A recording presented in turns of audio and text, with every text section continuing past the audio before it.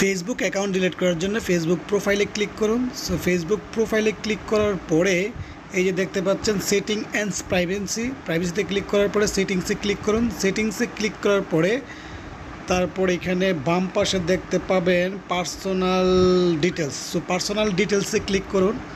So personal ডিটেলসে click করার পরে আবারও বাম পাশে দেখতে পারবেন পার্সোনাল ডিটেলস। সো পার্সোনাল ডিটেলসে আবারও ক্লিক করুন। ক্লিক করার পরে অ্যাকাউন্ট ওনারশিপ অ্যান্ড কন্ট্রোলে ক্লিক করুন। কন্ট্রোলে ক্লিক করার পরে এই যে কন্ট্রোলে ক্লিক করার পরে তারপর এখানে ডিঅ্যাক্টিভ বা ডিলেশনে ক্লিক করুন। সো ডিঅ্যাক্টিভ বা ডিলেশনে ক্লিক করার পরে তখন আপনার আরেকটা উইন্ডোজ চলে আসবে।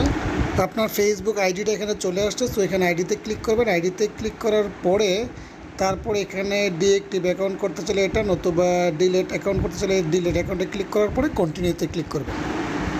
তারপরে এই উইন্ডো থেকে যে কোনো একটা অপশন সিলেক্ট করবেন। সিলেক্ট করার পরে আপনি এখানে আবারও কন্টিনিউতে ক্লিক করবেন। সো আবারও কন্টিনিউতে ক্লিক করলাম। আবারও কন্টিনিউতে ক্লিক করার পর আরেকটা উইন্ডোজ চলে আসবে। এখান থেকে আবারও কন্টিনিউতে ক্লিক করবেন। সো আমি অ্যাগেন কন্টিনিউতে ক্লিক করলাম। কন্টিনিউতে ক্লিক করার পরে আরেকটা পপ আপ উইন্ডোজ চলে আসবে। এখান থেকে স্ক্রল ডাউন করে নিচে যাবেন। যাওয়ার পরে এখানে কন্টিনিউতে আবারও ক্লিক করবেন। সো আমি আবারও কন্টিনিউতে ক্লিক করলাম। কন্টিনিউতে ক্লিক করার পরে এখন আমাকে যে ফেসবুকের লগ ইন পাসওয়ার্ড, সেই পাসওয়ার্ডটা আমাকে দিতে হবে। সো আমি এখানে আমার পাসওয়ার্ডটা দিয়ে দিলাম।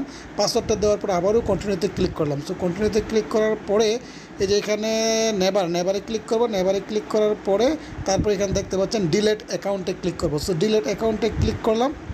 ডিলেট অ্যাকাউন্টে ক্লিক করার পরে নিচে একটা পপ আপ উইন্ডোজ চলে আসবে এবং 30 দিনের মধ্যে আপনার অ্যাকাউন্টটা পার্মানেন্টলি ডিলিট হয়ে যাবে।